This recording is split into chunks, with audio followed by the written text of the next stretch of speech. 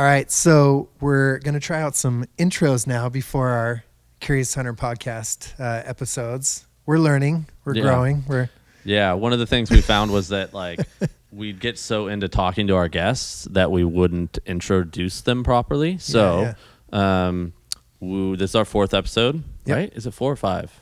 Well, 5, but 4. Yeah, I wonder at what point we're going to go, well, actually, episode we're just 1 skip was 0, a number. so this is our 4th episode. Yeah.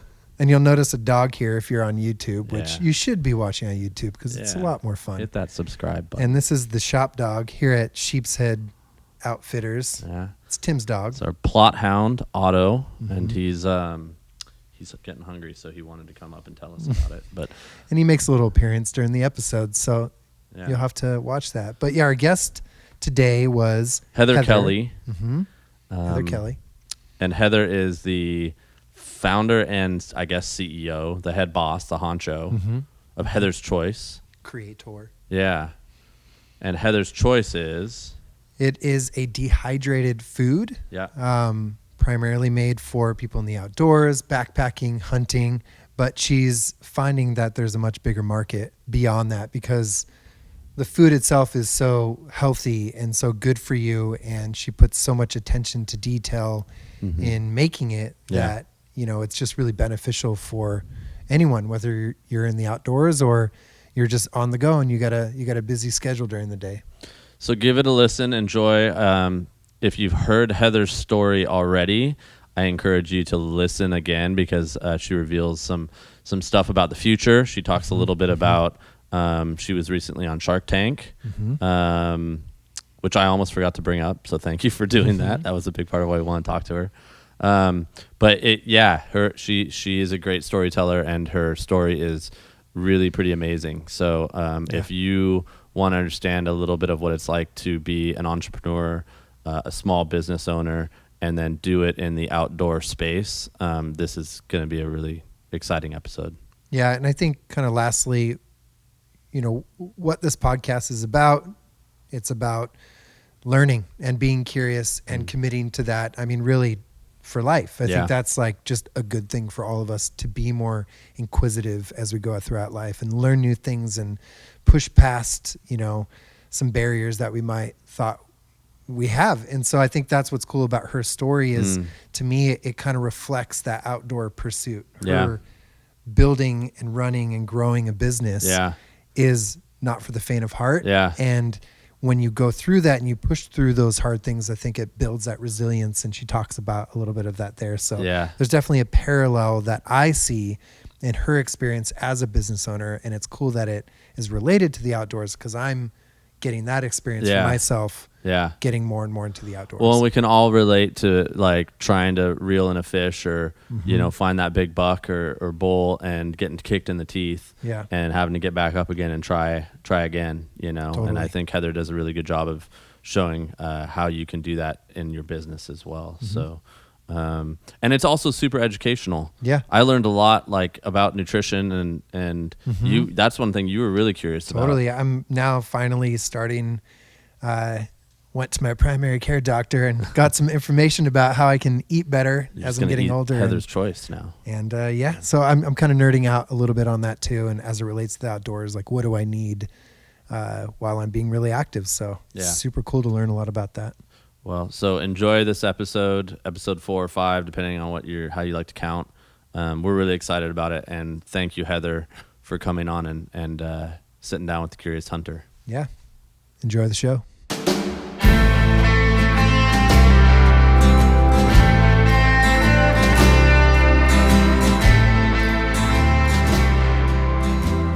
Thank you for joining us. Thank you for having me. Yeah, and it was really interesting when Tim was telling me, about you, about your product, the fact that you're on Shark Tank, and just how interesting your story was, how you got into this, how nutrition is really important to you, how you have a background in athletics and went on to do rafting and backpacking and all this kind of stuff. So I was really curious. I'd love to know a little bit more about kind of how you got your start and how you found yourself doing Heather's Choice. Oh my gosh. I'll try to make sure I don't take up the whole hour with this story because it's been a lifetime. I'll start with the fact that, I was born and raised here in Anchorage, Alaska, which is where I'm calling in from today. And my dad started the first microbrewery in Anchorage when I was a kid. So I grew up going to work with my dad every day with my German Shepherd in the truck, like watching the bottling lines and driving the forklift and eating pretzels and drinking root beer. And it was just like family business was the thing. And then pairing that with the fact that my mom is the ultimate mom who will just love you to death with food. Like, I distinctly remember that as a kid of eating wild caught Alaskan salmon and Alaskan grown potatoes and Alaskan grown peas. And that's just how we ate. Everything was organic, everything was healthy, all of that. So then at 18, I took a job at the local rafting company in Girdwood, Alaska, and was kind of introduced to the great outdoors. I sucked as a raft guide when I started. I could barely row a boat, but I fell in love with it.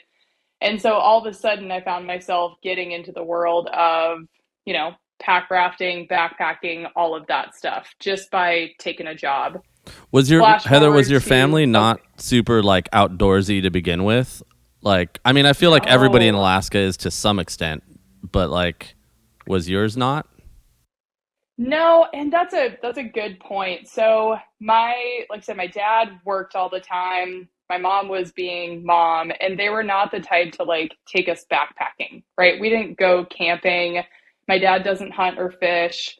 And so getting into the outdoors really came about from that first rafting experience. Of course, I grew up as a snowboard brat and all of that, but I think, skiing at a ski resort versus wandering out into the wilderness with a backpack are two different things, right? So after I started as a raft guide, I went off to college in Bellingham and pretty quickly was recruited for the women's rowing team. And again, didn't know anything about rowing. I sucked when I started, but all of a sudden I fell in love with really high level athletics. Because if you guys know anything about being a college athlete, it's stupidly hard, it's infinitely demanding, and our team was actually really good. When I joined, they had won 2 consecutive national championships. And by the time I graduated, we had won our 3rd, 4th, 5th, and 6th consecutive national championship. And the interesting thing about crew is that there's only 8 seats in that top boat. And 4 of them row port, 4 of them row starboard. So you basically are 1 in 4 to get into that varsity 8 boat. So very quickly I realized, okay, if I'm going to excel at this sport, I basically need to fuel myself to show up for 5 a.m. practice 6 days a week and show up for the afternoon workout. So I sort of combined everything I knew about healthy eating into how do I fuel athletic performance. And I don't know about for you guys what your experience has been, but a lot of the dogma around fueling sports is eat a bunch of carbohydrates, eat low fat, and, eat a lot of sugar, just like glycogen. That's all we ever talk about is glycogen. And pretty quickly I realized it was more nuanced than that for me. There was a lot more to it to actually keep myself healthy and well fed. So I spent 4 years learning everything I could about sports nutrition, competing at a really high level in rowing. And that was kind of the early days of kind of getting started on this Heather's Choice journey. Your interest in nutrition, essentially. So I graduated from college in 2010. And that year I was invited on my first Grand Canyon trip. So the Grand Canyon rafting trip is 25 days. It's a couple hundred miles. It's super remote. I'm 22 years old and I am freaked out that I'm about to embark on a month-long trip with 15 people I don't know. I'm the only female boat captain. I'm the youngest person on the trip, but I have yet again thrown myself in the deep end of the pool and said, sure, I'll go. And how did you get recruited into that, Heather? Just somebody knew somebody. Yep. A girl that I was raft guiding with in the summer months was kind of bragging one day of, I got invited to go on this Grand Canyon trip. And I was like, hey, I want to go. I don't know what I'm doing after college. Mm-hmm. Yeah. Totally. Well, she ultimately ended up not going on the trip, leaving me with all these people that, again, I did not know. For that trip, I looked at the menu that was provided by the outfitter and realized, oh no, there's a lot of stuff on this menu that I am not keen on eating. At that point, I was 100% gluten free, I was dairy free, I was really kind of deep in sort of the paleo nutrition philosophy. So I had to figure it out. And I lived in my dad's house for 3 weeks and dehydrated 50 pounds of food. Wow. Went and bought a little tabletop dehydrator and just like screwed around with food for 3 weeks, packed 50 pounds of stuff, and ate like a freaking queen on that trip in 2011. So, as you can imagine, as you're sitting on a raft in the middle of nowhere, drinking box wine out of camp mugs, talking about what you're going to do now that you've graduated from college, a buddy of mine on that trip, or somebody that became a buddy of mine, was like, man, you seem really excited about this dehydrated food stuff. Like, would you ever do this? And I'm like, well, pretty flippant about it. But I knew that it was going to be called Heather's Choice. That was like never a question mark of like, if I was going to start a line of dehydrated backpacking food, it would be called Heather's Choice.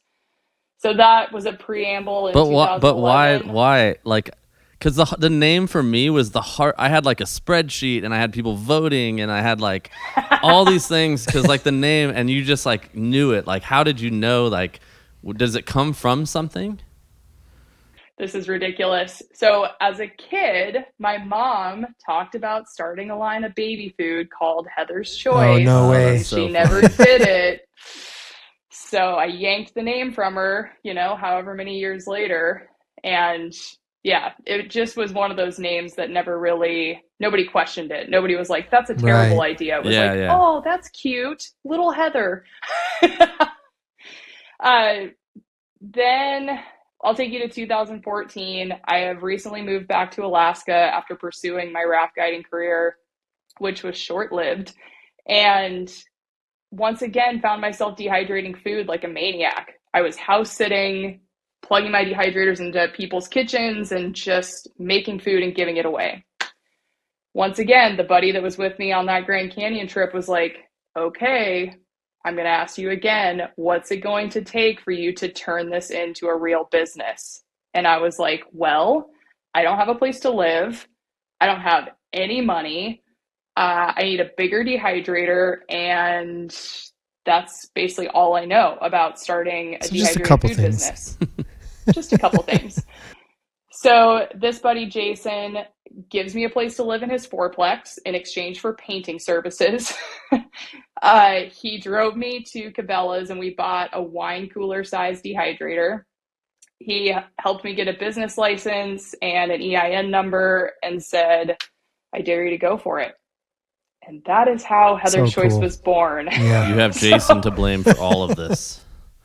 Yes, I do. And now it's been a decade of my life. The business is going to be 10 years old in August. And I'm like, oh my gosh, could my entrepreneurial journey have been any harder, any bumpier, any more rowdy? I don't think so. It's been epic. That's awesome. So cool. It's interesting hearing your story. My wife is actually running her own she actually just officially bought her business from her dad's business. She created a brand within it. They do like supplements, and she created this like recovery roll-on balm. And it's been cool to see her like starting to really run that. So I can see like a little bit of like kind of what you did when you first got started. I can see how she's going through a lot of that stuff right now. And it's not easy. Like watching her go through it, like I can only imagine. It's a tough ride. Oh my gosh. I don't know if it's like product-based businesses specifically are so hard because you're taking the thing that she probably has made in small batches and then trying to scale it up and buying a whole bunch of more units, then figuring out the distribution and the margins and blah, blah, blah. It's a grind. That's for sure. Getting ahead of that capital and having that to make like she sells out and then doesn't have, it's like that hurdle into the next phase. That's always like, So interesting. Oh, don't worry. It doesn't end, between here and 100 million. So yeah, it's basically, Totally. that's going to be the reality forever. Yeah. Well, in terms of like your approach to what you're putting into these meals, into these snacks, coming from a background in athletics, in the outdoors, and a lot of attention to what you're putting in the food and how important that is in terms of performance. What are some of the key things that really motivated you to start making this your way, so that it could be beneficial for people to get out there, stay longer, go harder? Like what went into that for you? And I guess to like add to that question, like, did you have, like, as you're sort of in the early days of R&D, are you eating other meals and going like, this is not going to cut it? Like this doesn't work. I need something different or better. And what specifically were you looking at within those other things that you were eating that you're like, is it sodium? Is it like where the ingredients come from? Oh man. So I glossed over one part of the story. After college, because I graduated with a degree in evolutionary nutrition, it sounds really unique and specific because it is. It was really a 4-year degree in all things fueling athletics, but also, again, kind of that bend on paleo nutrition, of the fact that, we all evolved as hunter gatherers and our diets looked a lot different X number of years ago than they do today.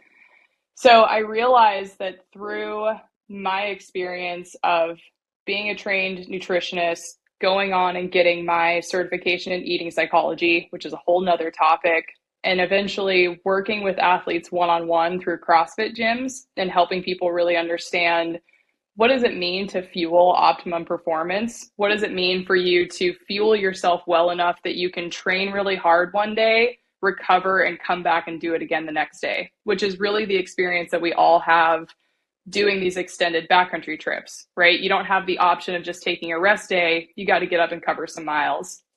So I was really clear on the results that I was getting with people working in CrossFit gyms. If I could get people to eat more protein so that they were actually recovering, if I could make them conscious of the types of carbohydrates they were eating, stuff that wasn't going to be irritating to their gut or was going to be either quick digesting pre-workout or a complex carbohydrate outside of their workout time, and then get people to eat enough nourishing fats so that we're naturally decreasing inflammation and, again, increasing their ability to recover faster. All of that is now baked into the Heather's Choice menu and was really the lens I was looking at as I was developing recipes. So if we take something like our grass-fed bison chili, which has been the best seller for a decade now, it's so good. It's the best. That recipe really gives you a couple things. One, it gives you a big old whack of protein. Let's assume you're a 200-pound guy and you are going to be out in the field for 10 days at a time. For you to get a gram of protein per pound of body weight, that's kind of like a good rule of thumb that I recommend for people. It is really, really, really hard to do that with the products that are currently on the market, right? Like, I bet if you guys did your own nutrition backcountry calculator, you'd be like, well, I can get 3,000 calories a day, but I'm not really paying attention to how many of those calories come from protein, carbohydrates, or fats. So the bison chili has a ton of protein. It has complex carbohydrates from the pinto beans and the kidney beans. And then it also has good quality fats from any oils that we use at Heather's Choice, whether it be olive oil or the fat from the grass-fed bison. So it's a full and complete meal that not only would be great for somebody in their everyday life, because I would argue most of us are underfed, undernourished, but also when you're on those backcountry trips, you need something that's going to give you good protein, complex carbs, some fiber, dun, dun, dun, and fats that are anti-inflammatory versus what you'll find in a lot of products, which is going to be more of those seed or vegetable-based oils that are really pro-inflammatory, that contribute to that sense of achiness, ickiness, that sense of like, God, I just can't recover because your body is constantly inflamed. So I'm going to step off my little nutrition soapbox because I could be up here for a while. No, that's awesome. And, yeah, and I think, super interesting. like, we were talking even before we started recording, and like, so, and I think hunters are generally more guilty of this than backpackers. But like, and I don't know if maybe you can tell me your insights, but you see these people, whether you're watching on YouTube or you're with a hunting buddy or whatever. And I'm like, I'm a big fan of Heather's Choice. So I try to like model my diet out in the backcountry off of things like that you're producing. But then I see like the candy and the Twinkies and the, like added up. And I'm just, is it, why do we feel like, you touched on it earlier when you're an athlete and you're like, okay, I have to be serious about this. And I was a swimmer growing up, and it was just like, they just put everything in front of us and they're like, it's all good because you're swimming so much, And what is it cultural? Is it like any energy is good energy? Like, why do people, and I guess maybe it's just education, and like people haven't heard like, hey, this is what we should be doing, like you're telling us right now. And I think maybe with hunters, it's like, I'm a big tough hunter. I don't need to worry about my nutrition as much as I should. I don't know. That's my question. Is like, what is it? Is it lack of education or culture or what? Oh man, this is a good question. So what I find is that there's in athletics, whether you're a swimmer, a rower, a hunter, it doesn't matter. There is a mindset of I'm working hard enough to burn off any fuel that I take in. And there's the simple equation of, again, calories in, calories out. So if you're a 16-year-old swimmer and you're growing like a beanpole and you're exercising 3 hours a day, yeah, you're probably never eating enough calories to ever gain a pound. Now, if we look at, I know exactly the hunter type you're talking about. It's the guy who goes out into the field for 10 days and he comes back and he's 10 pounds lighter and he's like, dude, all I ate was like Snickers bars and like I lost a ton of weight. What they're not talking about is how much of that weight was fat mass or how much of that weight was muscle mass. Because anybody who has ever intentionally tried to put on muscle, which I would argue all of us should be thinking about as we age or as we're trying to perform at our best, putting on muscle is calorie expensive. It takes a ton of effort. It is not evolutionarily a survival tactic for us to carry a lot of muscle because, again, it's really expensive tissue. The more muscle you carry, the higher your metabolism is, the more calories you burn at rest every day. So what I find is that you can have people who venture out into the wilderness, they eat like garbage, they lose weight, they come back, their pants fit a little bit tighter. But what we don't know is how much of that weight they lost was fat mass versus how much of it was lean muscle tissue that they couldn't afford to lose in the first place. Versus somebody who goes out into the wilderness, they do plan their calories. They're also thinking about the macronutrients, the protein, the fat, and the carbs balanced in their nutrition plan. Does that person recover better and stay out there longer? Does that person successfully sustain their lean muscle tissue? And does that person actually have a better experience because they weren't racing to the woods to go to the bathroom every 3 hours, or they weren't dealing with gastric upset, or they weren't feeling completely and utterly drained when they came out of the woods and it took them, a week to recover from that trip? When I sell your products in my store, what you just touched on and running to the bathroom every 3 hours is how I sell most products. Like that you don't need to. I use color. Sign up. I use a little more colorful language sometimes, but like that was like, in all honesty, like the biggest selling point for me. Like, oh my gosh, I found something that doesn't upset my stomach within 5 minutes of consuming it. Mm-hmm. Mm-hmm.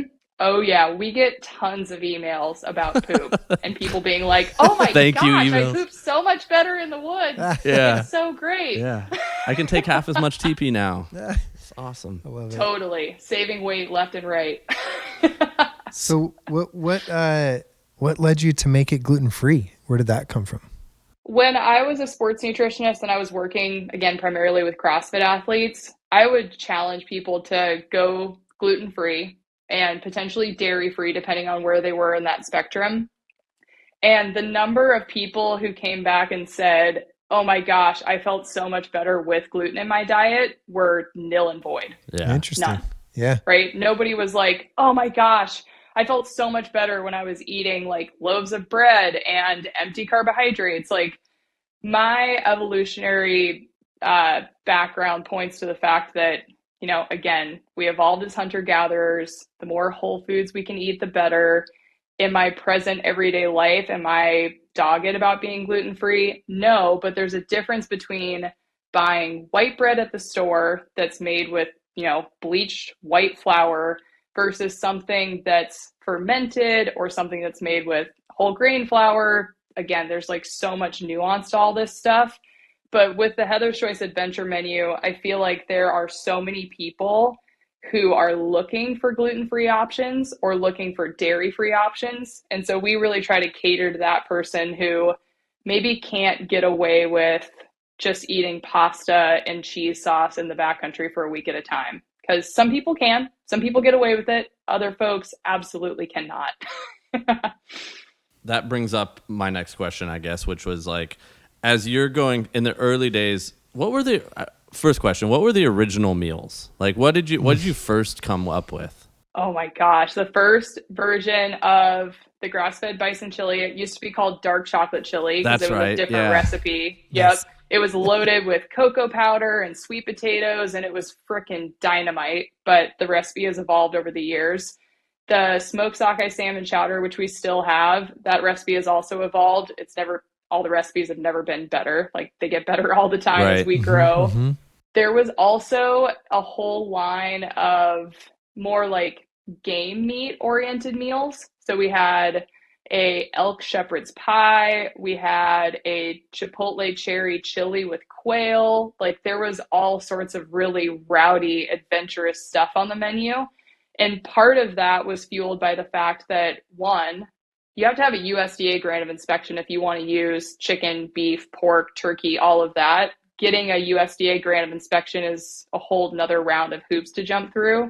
But also what we find from a nutrition standpoint is those wild game meats, or as close to wild as you can get them, are a lot more nutritionally dense than what you're going to get at the grocery store. So it was only further fueled by my background as a nutrition nerd, trying to give people as much nutrition as you can possibly give them in a bag. That's awesome. And does that stuff kind of go away because that like wild game is harder to scale? Oh, it's way harder. Even just sourcing the bison for the bison chili is like death defying. It's our best selling meal, and we probably go through an entire bison a month.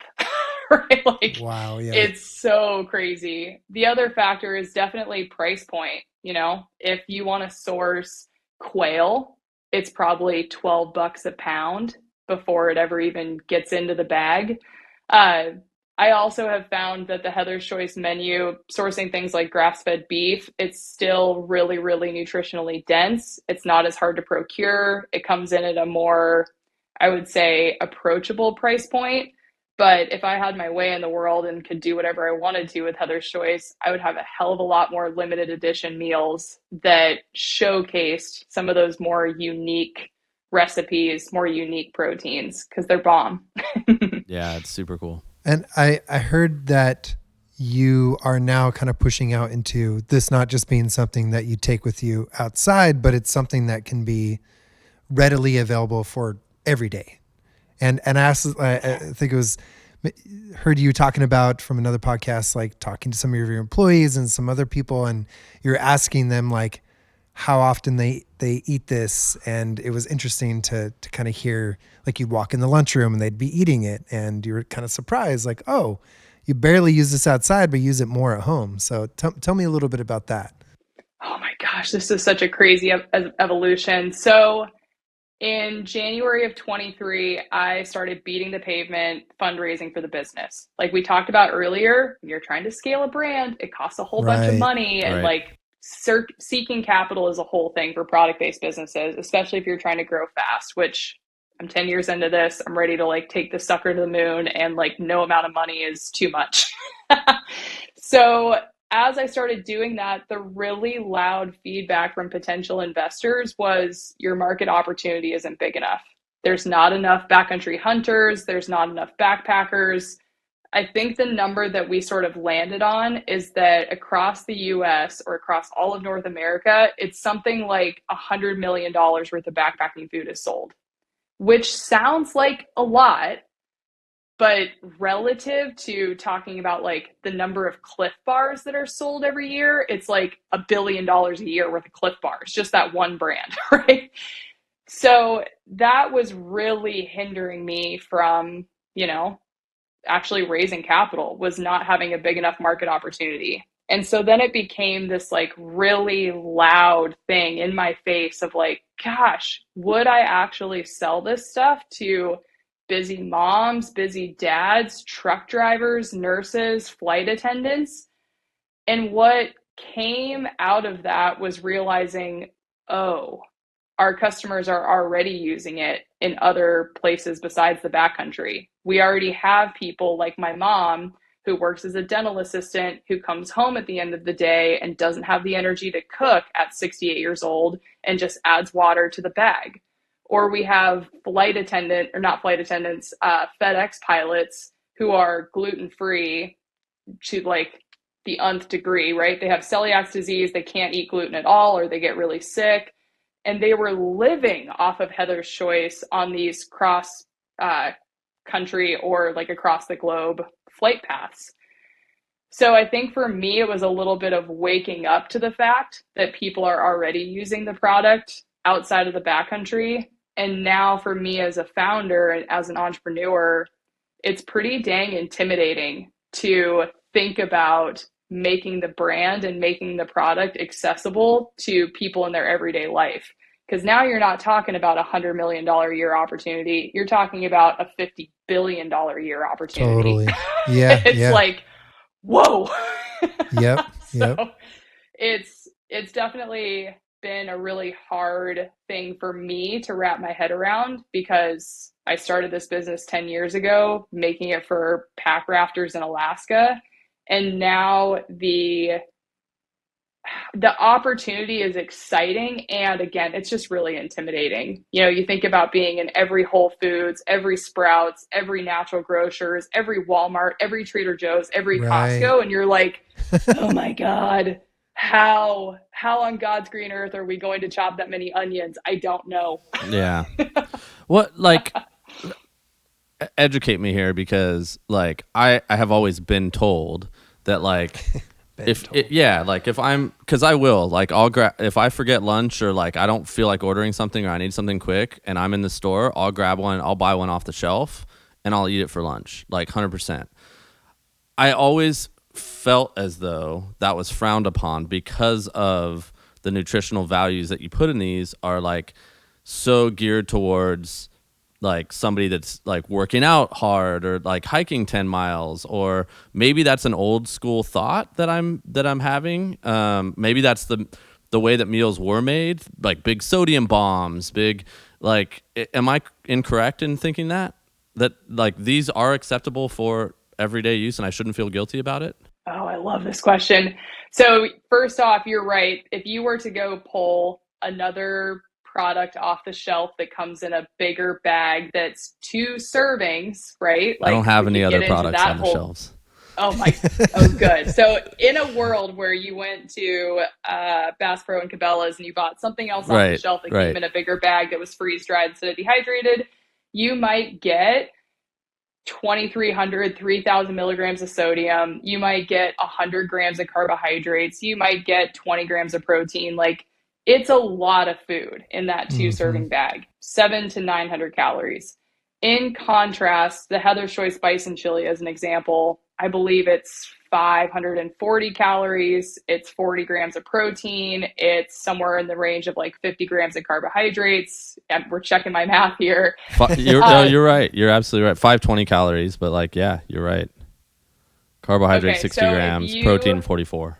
Yeah. If you are a grown human, I'm just again going to say you're a 40-something male and you're 200 pounds and you're trying to get 200 grams of protein a day and probably somewhere in the vein of 2,500 to 3,000 calories a day in your everyday active life, that 500 calorie meal would fit perfectly into a balanced, complete everyday meal plan.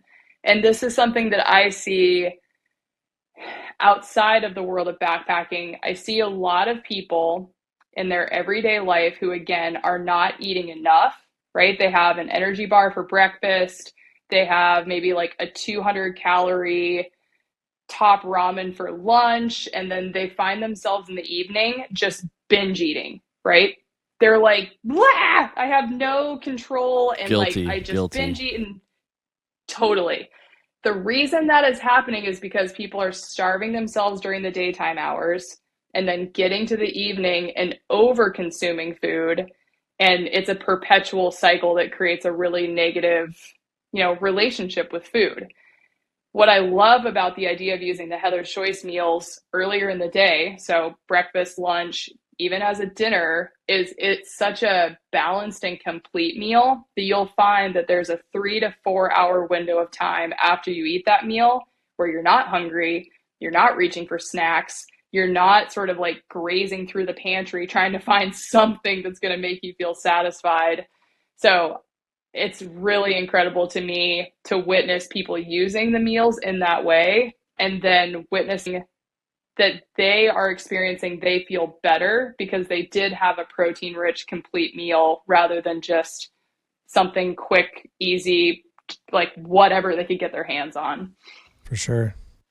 Super interesting. And I mean, I think, one of the things you hear from like consumers with a premium product like this, I know because I sell them, is like, oh, that's too much money. And I'm like, but if you go buy a sandwich at the deli, it's $18. Yeah. And exactly. and you're going to feel like crap. Like, so like, 10, 12, even $15 for a meal that's like balanced and nutritional. Like, where's the argument? Especially, and that goes back to our culture of like, why are you packing Twinkies in your pack when you're going on this 10-day trip? Like, if you want to talk about like dollars per protein, like dollars per calorie, like it's way better use of your money too. Yeah. And especially the mix of all of these things that you have in there too. Like even if you were to make those meals at home, it's like, well, yeah, the better and more healthy you make the food with all these different ingredients, expensive it gets. Yeah. It's expensive. So yeah, I could see, we're your biggest reps right here. I love it so much. I don't know if you know this, but this is actually a commercial that we're filming right now. Every episode, long form commercial. Sheepshead Outfitters. Like on those notes, and I guess back to like for somebody that say like hasn't had a lot of experience like eating dehydrated meals, is there like, and they're like, hey, I'm doing a 10-day trip and I'm doing fully dehydrated, like. And they're going, day 0 to day 1. Do you recommend they prepare themselves in any way? Like before they go, like, does dehydrated food sit differently? We talked about bowel movements, but like, is there anything that like people should know if they're going from 0 to 100 with dehydrated food? Yeah. What I love about this is that we eat dehydrated food every single day, right? If you eat jerky, if you eat raisins, if you eat beans or pasta, like dehydrated food is already something that's in your everyday life. So with the Heather's Choice products, there shouldn't be anything really crazy digestively that you're like, wow. The only thing that comes to mind is if you choose a Heather's Choice recipe that's a little on the spicier side, like the chicken mole or something like that. That's more where people are going to run into like, whoa, I'm not used to eating, a bunch of spices. And that would be something I'd be conscious of. But honestly, I think when people are in the backcountry and they're running into any sort of digestive issues, I do think it comes down to, are they drinking enough water? Most of us probably aren't. Are they replacing the electrolytes they're losing from sweat? So that's where a product like Element or some other sort of like salt replenishment would come in. And then additionally, rehydrating the meals completely. I've had people that didn't add enough water and it wasn't fully rehydrated. And then they're like, oh, this didn't work great for me. And it's like, well, did you follow the directions? And then lastly, when we're in the backcountry and we're putting ourselves into new stressful environments, right? Whether it's heat or it's cold or it's sleeping on the ground or it's pushing our bodies to the limits, giving yourself some sort of digestive support. That's where I recommend stuff like magnesium at night for people, because we're all magnesium deficient, or even thinking about taking some sort of high quality probiotic, again, drinking a ton of water, thinking about the things that you can do to support not just your digestive system, but also your nervous system, because our guts are so freaking sensitive, right? And when we are in that like fight or flight mode, I'm hiking up the hill and I've got a bunch of shit on my back and I'm like working really hard, you are shunting blood away from your digestive tract into your arms and legs, because you're basically living out a stress response. So what are the things that you can do to actually get into a more relaxed state so that blood can flow back to your core so that your body can actually do the digestive work it needs to do? So that would be another thing that if people are eating on the move, they might find that they're not digesting as well, versus if they're taking some intentional time to sit, to rest, have a snack, have a meal, drink some water. That's like more on the eating psychology end of things, but that can have a dramatic impact on people's digestion too. Well, Shark Tank, I'm very curious about that. You probably never get asked that question, but tell us about that. What was that like? Story. Was it crazy? Oh my gosh. I will write a book about this story someday because it was so epic. So applying for Shark Tank is the easiest thing on planet Earth. abc.com/Shark Tank. There's like a big fat apply here button. So the winters in Alaska, winters here in Alaska are really dark, really cold, really long. So it's January in Alaska and I've got nothing better to do than surf the internet. And I'm like, screw it. I'll throw my name in the hat. Didn't think anything of it. Shut my laptop, go back to doing whatever I was doing. And then in April of 23, I get this phone call. Hey, Heather, this is so-and-so, and I'm a casting producer for Shark Tank. Just wanted to have a conversation with you. And I'm like, what? I freak out, right? This is so exciting to get this call. There's 50,000 people that apply every year. They comb through and interview about 1,000. They film 150, but they only air 80 of them. So your chances of getting on the show are like 0.006% or something ridiculous.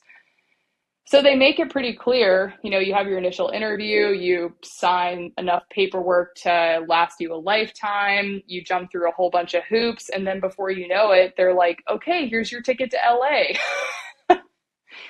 So it's now end of August, early September. I mentioned earlier that I had been fundraising all year, getting turned down left and right because I didn't have a big enough market opportunity. I am so broke, so beyond broke. It's not even funny. Like I've been running the business for 9 years. And as I was flying to LA to film for Shark Tank, for the very first time in my 9-year entrepreneurial history, I miss payroll. Like in the air, on the airplane, bank accounts overdrawn by like 15 grand. Yeah. No. And I realized like, okay, it's Tuesday. I've got till Friday to figure out how to pay everybody. There's nothing I can do about it right now. Every credit card I've ever owned and ever applied for has already been put towards the business as I've been fundraising and just trying to make ends meet as I'm trying to drum up money. So it's Wednesday and I get to Sony Picture Studios. As you can imagine, I'm pretty torn up, right? Like all I'm thinking about is, oh my God, how am I going to pay my employees come Friday? But I need to just get into my athlete headspace, put my game face on, run this race, and then deal with the problem later.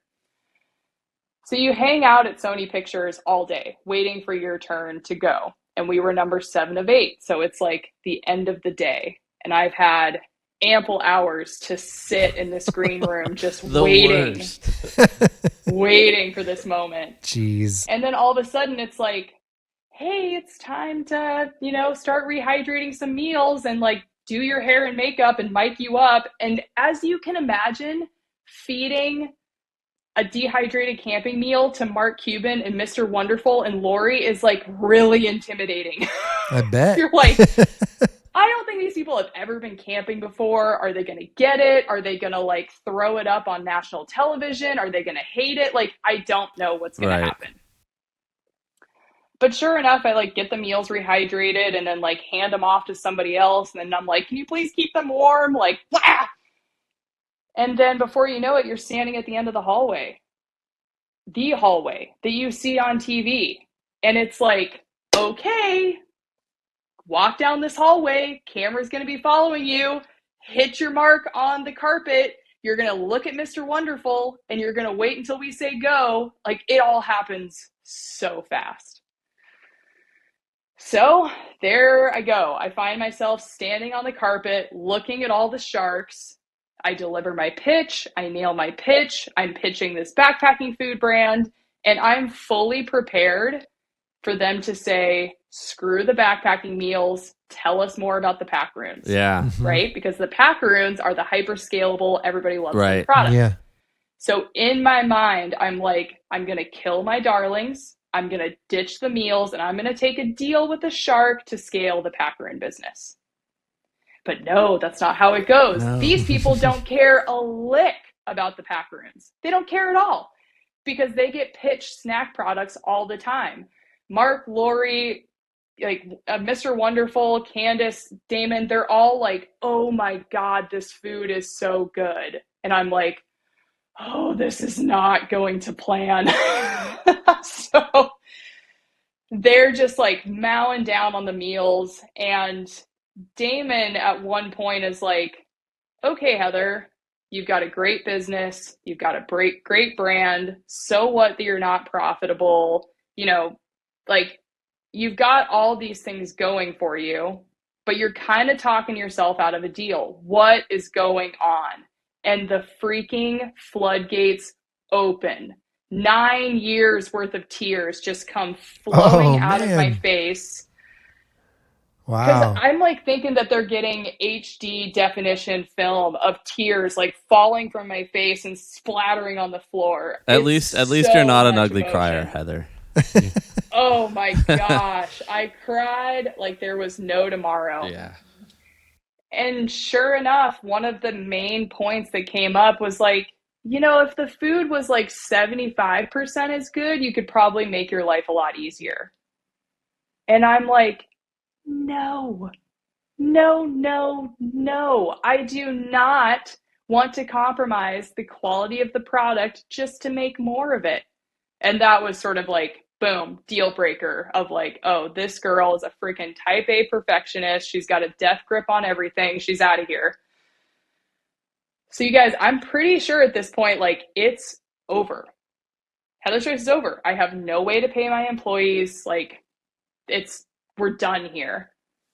So I get off set. They have you see a psychologist because Shark Tank is smart and they know that it is a traumatic experience. Yeah. And I probably sat with this woman for 90 minutes and just unloaded. Oh my God. That's so that's part of what they do is provide that. That's so interesting. Yeah. I mean, it makes sense, but I would have never thought, wow. Right? If you don't get a deal and like you go jump off a bridge, they're somewhat liable, right? Like it is really traumatic, the whole experience. So it's just to avoid lawsuits. It's not actually because they care. She obviously needed it 90 minutes. I mean, she made good use of it. No, I know. Yes, I needed it. And the Shark Tank team, they've been doing this, 15 seasons? It's a well-oiled machine, and they handhold you through the whole thing. But mind you, I get done. It's 8:00 at night. It's dark. I'm in this alleyway of Sony Picture Studios, and I'm shoving the props into boxes to try to get the stuff out of there as fast as I can. And the executive producer walks up behind me and he's like, "How you doing?" And I freaking snapped at this guy. I was like, "I've been better. I'm so emotionally Somebody cooked. Needs a Heather's Choice meal. Somebody needs a snack and somebody needs a cocktail real bad." Yeah. And he's like, "Heather, I don't know what it's going to take, but whatever you do, make it to your air date. Whatever you got to do." And I'm just like, oh my God, what am I going to do? I'm so freaking broke. I didn't get a deal. I don't even know if this thing's going to air because, again, there's no guarantees. This is one of the best parts. I get in the van to go back to the hotel at the end of the night, and the guy driving the van is like, I don't say this to many people, and I've been doing this a long time, but that shit's going to air. I was like, okay, so that was my one win for the day. I caused enough of a scene that we're going to make national television. Did you have any idea how long that was from filming to air? Did they give you any? They tried. They tell you throughout the entire process, nothing's guaranteed. And initially, we thought that the episode was going to air in November. It ended up airing in January. So I was thinking I had to survive for 3 months. Well, I had to survive for 5 months because our air date got pushed back. But I think the moral of that whole story is that, once again, somebody else from outside the business saw the potential for this sucker to feed way more than just backpackers. They also saw my inability to compromise on the quality and the nutritional value of the product, which is absolutely hamstringing our growth and potential.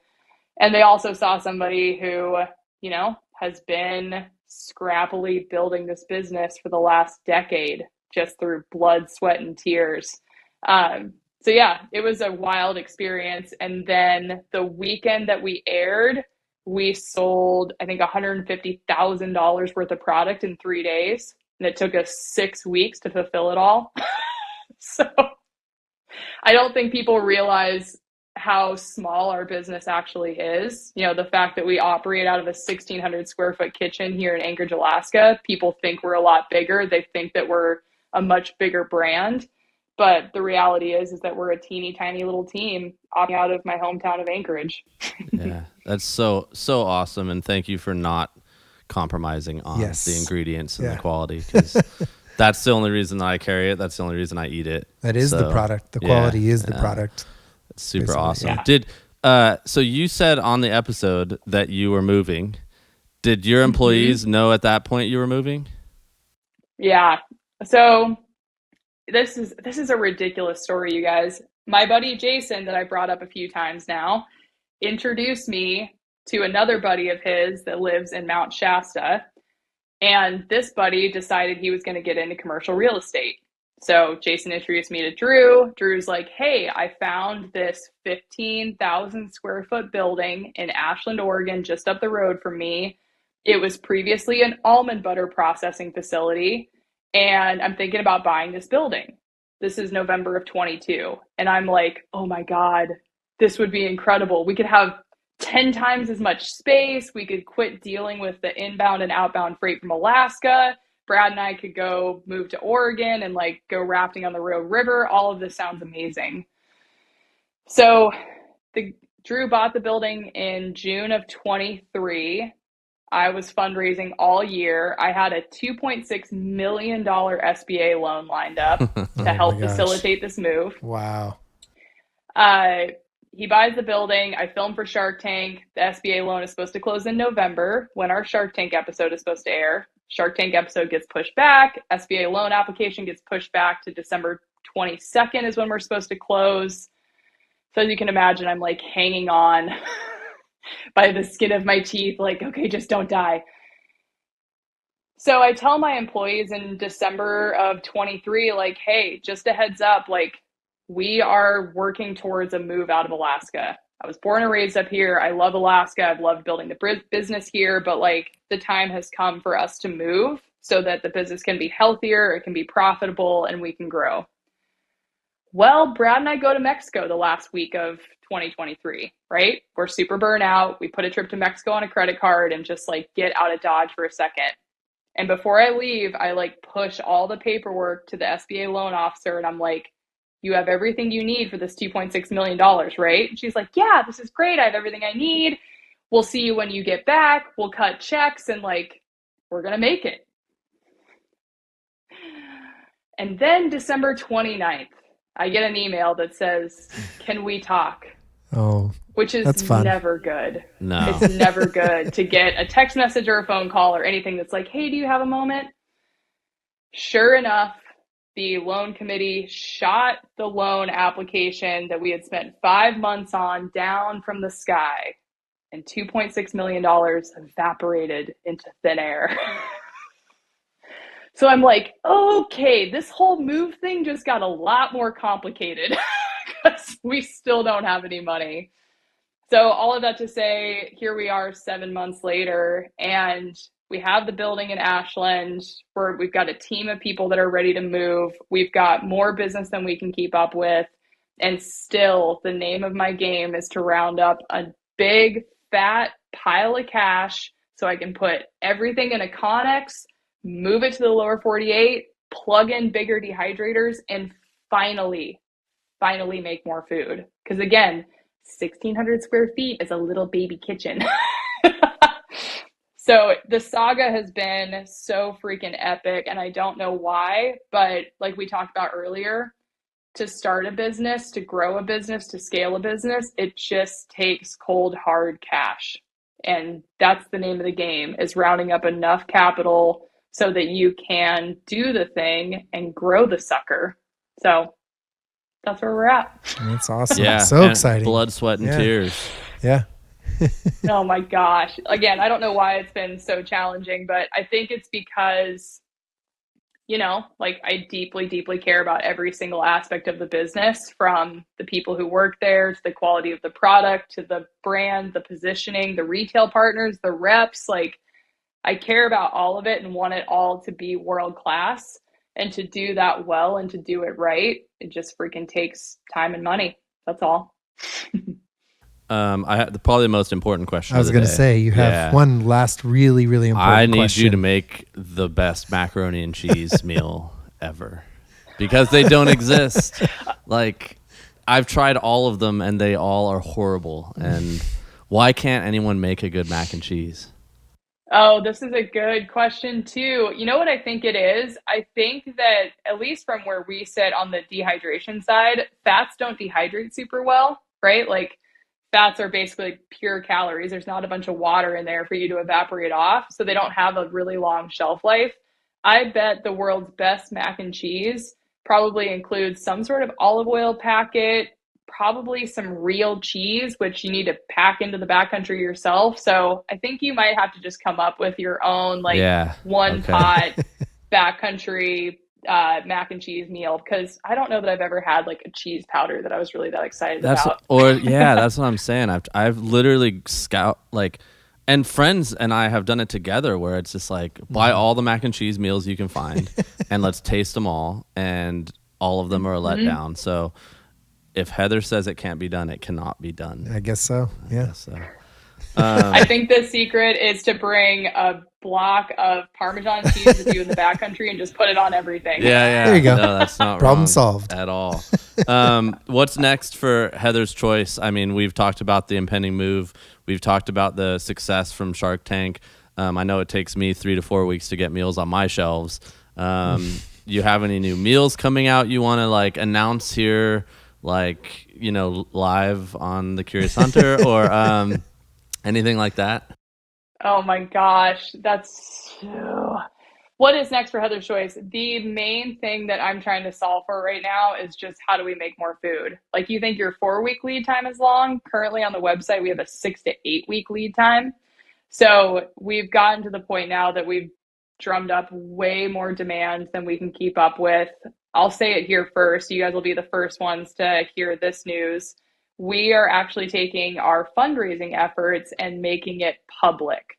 So in other worlds, if you want to raise money for a business, you can only raise from accredited investors, which are people of a net worth of $1 million or more.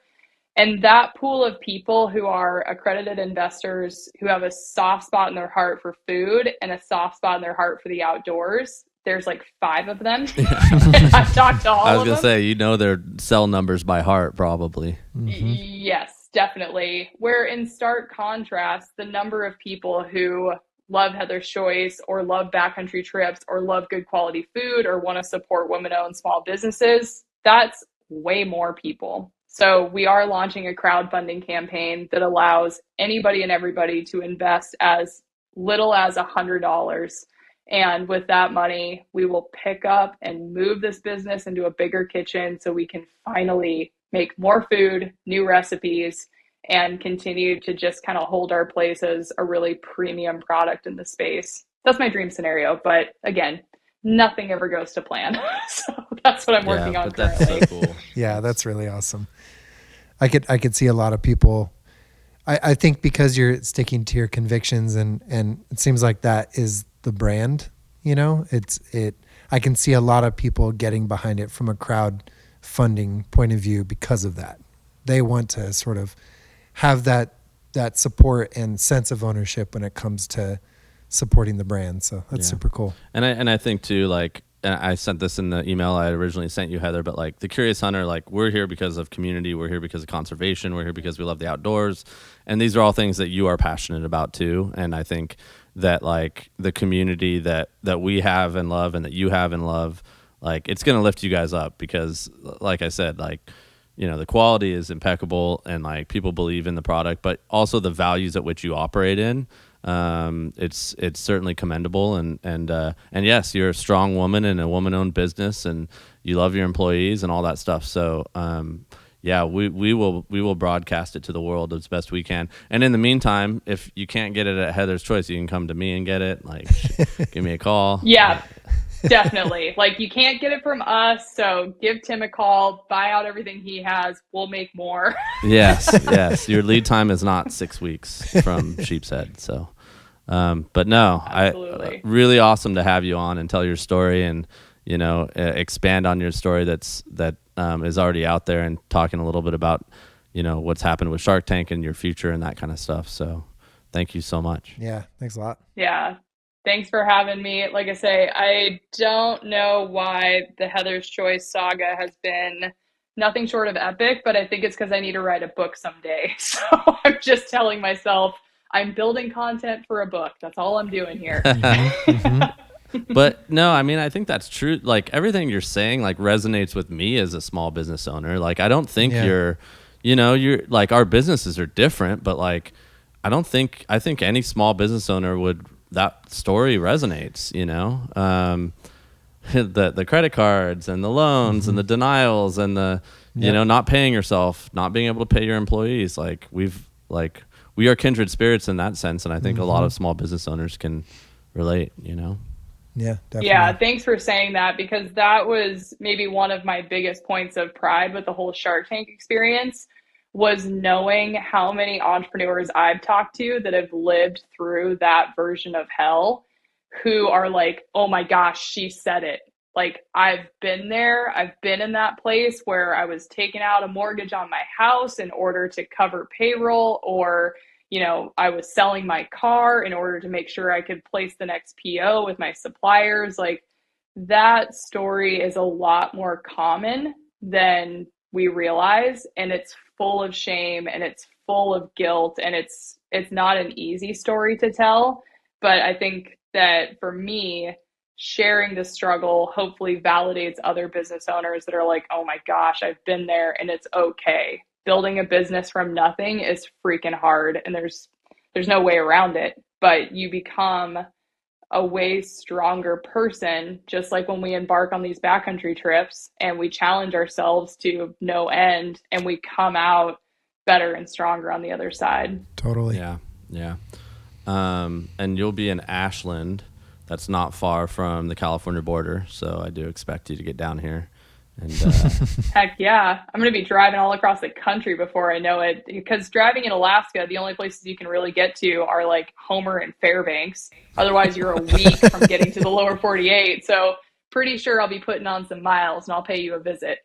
And Ashland's cool too. And we've got pretty country down here that we like to explore. So we'll take you and Brad out and get some hiking in or some fishing in or something like that. It'd be fun. Yes, please. Actually test your food out in the wild. Yeah, get it out there. Do you eat any other Dehydrated companies' meals? Of course she's going to say no. Nope.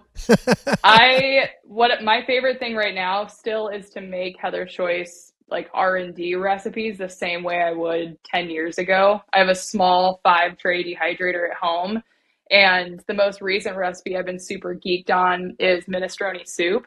And it's so simple, but it's so good. And if I could just be, always in the kitchen dreaming up the next recipe, I'd be pretty dang happy. So, yep, I make a lot of my own stuff to take. That's awesome. I have a really funny, and I know we're kind of wrapping up, but a really funny minestrone, a deconstructed minestrone soup story. Oh, I can't wait for this. So my wife and she made friends with someone who had an inn at Club 33 at Disneyland. Do you know what that is? I know Disneyland, but so Club 33 is like this, like urban legend. No, it's like this members only. Like a lot of like high rollers get these memberships to be able to go eat at this place called Club 33, and it's kind of hidden. Like you kind of have to know where it is and knock and like blah blah blah, and so it's kind of fancy. But we got the hookup, and it was our anniversary, so we went and we ate there, and I get some minestrone to start off with, and they bring it. And it's in this bowl, but it's just like dry, right? And I was like, oh, that's interesting. Because I don't go to fancy restaurants usually. And I'm like, oh, I guess this is just a fancy minestrone soup. Hey, look at this guy. And, hey, you coming to say hi? Come here, Otto. What's up, Otto? So anyways, if you're not watching this, we have a lovely the plot shop hound, dog. shop dog, now Otto I'm right getting here. dog envy over here. My dog's probably going to pay us a visit now. He's never done this. So First time making he wants to crawl his on John's lap. debut on the Carry Center podcast. Yeah. Another reason to watch it on YouTube instead of just listening to it.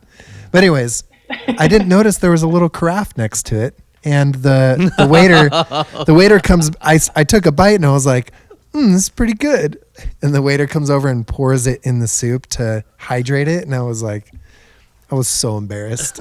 I'm just this random guy with tattoos in this fancy restaurant getting totally embarrassed. Yeah, he like saw that you didn't pour the broth in and did it for you. He's like, let me get that for you. That's awesome. Like really, he was really friendly about it. Don't worry about it. Maybe that's how we're going to market and sell our minestrone soup. We'll just make it super bougie and high end, and like you have to add your own broth. There you go. There you go. That's the in. Yeah. You can hire John to help you. That's what he does for a living. So it's perfect. Make things bougie. I love this. That's awesome. I've definitely felt like that at fancy restaurants, though. Like, how do I eat this? Yeah, I'm just going to use my hands. Tim, do you ever go to Sheep Show? I have not. I go to the NBU banquet, though, in Reno, Nevada Bighorns Unlimited. Okay, so if you go to Reno, then you know that you have to make a trip over to the Atlanta Steakhouse. Sure. That's the place that we like to go and just, have a fancy dinner, but just be a bunch of like hood rats in this really fancy restaurant. We're like, sure, like I'll take a look at the wine list. I'm like, I don't know what any of this is, but like, sure, I'll pick one. So that price we looks can have good. one of those experiences. Yeah, totally. Like, well, what do you want? I don't know, something less than $60. Like, okay, then you have a choice of two things. I love it. Well, yeah, you guys, thank you so much for the opportunity. I never get sick of these podcasts. They're always a good time, and just really appreciate the support. Yeah, no, definitely. We appreciate your time and support, and it is an open invitation. Come hang out when you get south, and if we can do anything to help in the meantime, but obviously we'll promote the hell out of this. So. Yeah, for sure. Yeah, thanks so much.